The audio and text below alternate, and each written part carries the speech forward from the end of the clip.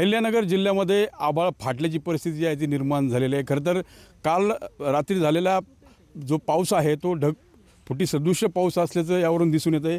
हा कांदा पिकामध्ये आता तलावाचं स्वरूप जे आहे ते प्राप्त झालेलं आहे आणि सर्वात मोठा फटका जो बसलेला आहे राहता तालुक्यातील खडकेवाकी या गावाला बसलेला आहे।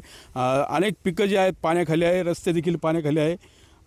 कांदा पीक जे आहे ते साधारणतः बघितलं तर आता काढणीला येणार होतं आणि दिवाळीपूर्वी कदाचित 2 पैसे हाती येणार होते, परंतु आज पूर्ण पीक जे आहे ते पाण्याच्या खाली आलेलं आहे आणि सगळं नुकसान जे आहे ते पाहायला मिळतं आहे। काय भावना आहेत तुमच्या? आता सरकारनं देखील काय मदत केली पाहिजे अडचणीच्या काळात? सर, आता हे कांद्याचं पीक आहे 3 महिन्याचं, याचा एकरी खर्च झालेला आहे 50,000 रुपये। आता आमची शासनाकडे सरकारकडे एकच मागणी आहे की आता तुम्ही जज नका करू की हे कांदा आहे की सोयाबीन आहे की नुकसान याचं झालं आहे की त्याचं झालं आहे। नुकसान हे पूर्ण गावाचं झालेलं आहे, शेजारच्या गावांचं झालेलं आहे, आमच्या गावांचं झालेलं आहे आणि शासनाने सरसकट नुकसान भरपाई काहीतरी द्यावी बा या पिकांसाठी।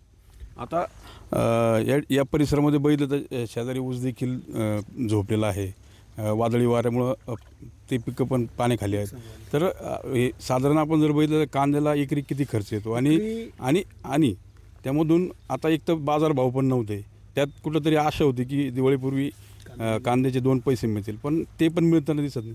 काय झालं सर, हे साधारण 2 महिनेच कांदा पीक आहे। आता 20 दिवसांना कांदा पीक निघला असं दिवाळीसाठी, पण पाऊस इतका झाला एका रात्रीमध्ये, हे खूप कमी दिवसाच पीक आहे। लाल कांदा हे 90 दिवसाच पीक आहे आणि आता साधारणतः 2 महिने 60 दिवसाच पीक झालेलं आहे। 20-25 दिवसांनी कांदा निघला असता, पण पावसामुळे कांदा पूर्णपणे खराब राहिला आणि विशेष म्हणजे आम्ही एवढा आनंद झालो 2 महिने कांदा निघन आणि डॉक्टर सुजाता यांनी आत्ताच एक 8 दिवसापूर्वी राहताला कृषी उत्पन्न बाजार समिती खुलं मार्केट चालू केलं, जेणेकरून गोण्याचं खर्च शेतकऱ्याला कसं होतं, गोणी भरणं ट्रान्सपोर्टचा खूप मोठा खर्च होता।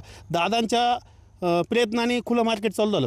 8 दिवसांनी आम्हाला म्हणजे 8 दिवसापूर्वी उद्घाटन झालं। 20 दिवसानं आम्ही टेलरमध्ये कांदा नेत होतो, निलाव होत होता, लगेच आम्हाला पट्टी भेटत होती, पण आज झालं आमच्या बदल काहीच नाही भेटलं ना मार्केट। आम्हाला खूप आनंद झाला, पण आज असं दुःख झालं, हा कांदाच नाही आला राहील मार्केटला, आम्हाला काहीच बदलत नाही। शासनाने पीक विमा भरू ना भरू, शासनाने सर्व शेतकऱ्यांना सरसगट भरपाई द्यावी बुवा। का यांनी विमा भरला त्यांनी नाही भरला, सर्वच पिकांचं नुकसान आहे। सोयाबीन म्हणा, कांदा म्हणा, ऊस म्हणा, पूर्णपणे पिकं झोपलेले, कुठल्याच पिकाचं शाश्वत नाही राहिलेलं की हे पीक राहिलं म्हणून। त्याच्यामुळे शासनाने कोणी विमा असू नसू पंचनामे ह्या गोष्टी हे करून हे करण्यापेक्षा शासनाने सचोट कर्ज म्हणजे पूर्ण शेतकऱ्यांना भरीव मदत करावी, हीच आमची शेतकऱ्यांची मागणी आहे। तरच आमची दिवाळी होईल, तर आम्हाला काहीतरी कुठंतरी आशा भेटेल, नाही तर आमचं मुलांची फी भानगडी ह्या सर्व गोष्टी आम्ही सोने नाणे गहाण ठेवले बँकेनी। दिवाळीचे वायदे हो, लक्ष्मीपूजनासाठी सोनं कांदे विकून सोनं आणू, लक्ष्मीपूजन करू, किराणा करू, मुलांची फी भरू, कपडे घेऊ, या कुठल्याच गोष्टीत काहीच राहिले नाही पद्धत आमच्या। दिवाळी करणार कशी आम्ही, कुठल्या आशेने सोनं आणणार, कुठलं पिकं सोबरणार? तर शासनाने एवढंच करावे, सरसगट पंचनामे करून सगळ्यांना सरसगट भरपाई द्यावी, भरीव तर तुझी भरपाई द्यावी, सरसगट भरपाई द्यावी अशी अपेक्षा। आपल्यासोबत परिसरातील काही शेतकरी आहेत, तुमचं किती क्षेत्र आहे या परिसरामध्ये आणि घराच्या अवतीभोवती देखील पाणी साचल्याचं तुम्ही मगाशी म्हणाल? हां, मानो कैलास तुकाराम मुरादे खडकीवाकी राहता तालुका अहिल्यानगर। खूप पाऊस झालेला आहे रात्री आणि माझी 4 एकर शेती सगळं पाणी, सगळ्या शेतकऱ्यांचे सारखेच नुकसान नुसते कांदेच आहे, पण सगळे तर निदान हेक्टरी 50,000 रुपये अनुदान सरकारनं द्यावं सरसगट बा, असं आमचं म्हणणं आहे। कारण कर्जबाजारी आम्ही सोसायटीचे कर्ज काढून शेती उभारले, आता कर्ज पाणी कसे भरायचे काय, तर सरकारनं थोडा लवकर विचार करावा याच्यावर, करील सरकार। दिवाळीपूर्वी मदत मिळेल? हा, दिवाळीच्या आताच मिळायला पाहिजे, करीन सरकार, चांगलं आहे, करीन मदत करीन, मायबाप सरकार मदत करेल अशी अपेक्षा शेतकरी व्यक्त करत आहेत। खरं तर गुडघाभर पाणी आहे या कांद्याच्या पिकामध्ये आणि जे कांद्याचे जे आपण जर बघितलं तर अक्षरशः हे कांदे तरंगताना या पाण्यावर पाहायला मिळत आहेत। तलावाचं स्वरूप ठिकठिकाणी शेतामध्ये दिसून येतं आहे आणि शेतकरी जो आहे तो आता मदतीच्या अपेक्षेमध्ये आहे।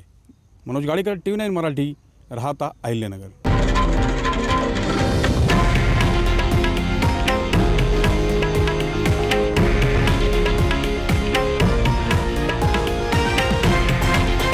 हे आहे देशातील नंबर 1 न्यूज नेटवर्क आणि आपण पाहत आहात TV9 मराठी, एकमेव।